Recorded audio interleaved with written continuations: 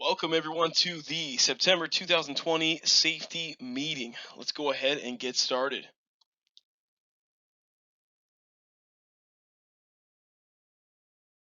First topic is ramp safety. We're going to be discussing the do's and don'ts of ramp safety, what is safe, what is not safe, and what we can do to prevent hazards, accidents, trips, falls, etc. All right, let's critique the placement here. What do we got going on? We've got tripping hazards at the steps. Even though this is more convenient, we never want to sacrifice time for safety.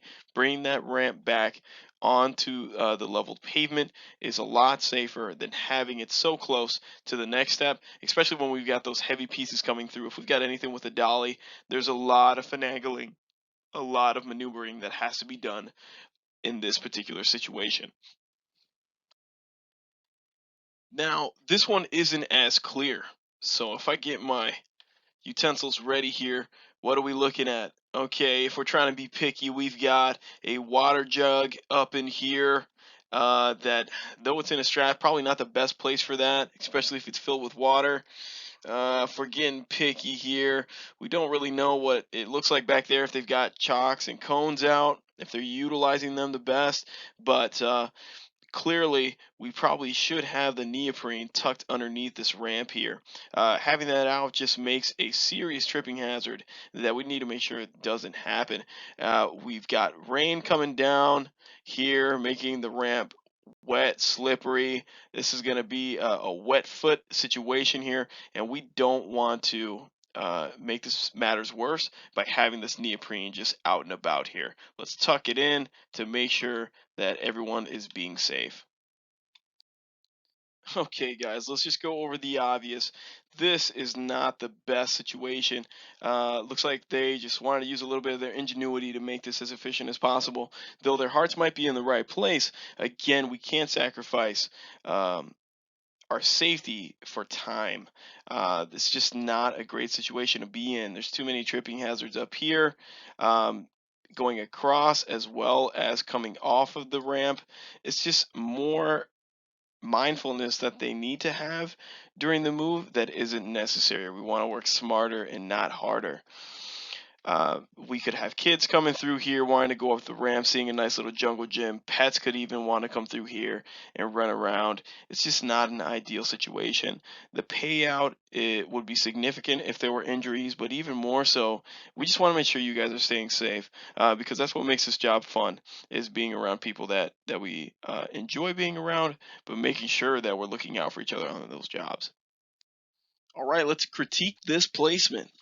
First things first, guys, leaving out a piece without any supervision is probably not a good idea. If at all avoidable, we need to get this into the truck as soon as possible. Get rid of any of those situations where there could be possible theft or unnecessary damages. And if that piece isn't in the way, we have another spot to put another cone at, making the area that much safer. Pulling it back from the driveway because it looks a little uneven onto the sidewalk is also another great way that we can avoid potential hazards and accidents. All right, and here's my challenge for all of you is to locate the hazard. Look at this thoroughly and tell me what you think. Winners that can give me the right information by the end of the day tomorrow will get a Subway gift card. $10 for a nice sandwich. All you got to do is tell me where the hazards are. There are more than once. There are multiple right answers. Tell me what you think.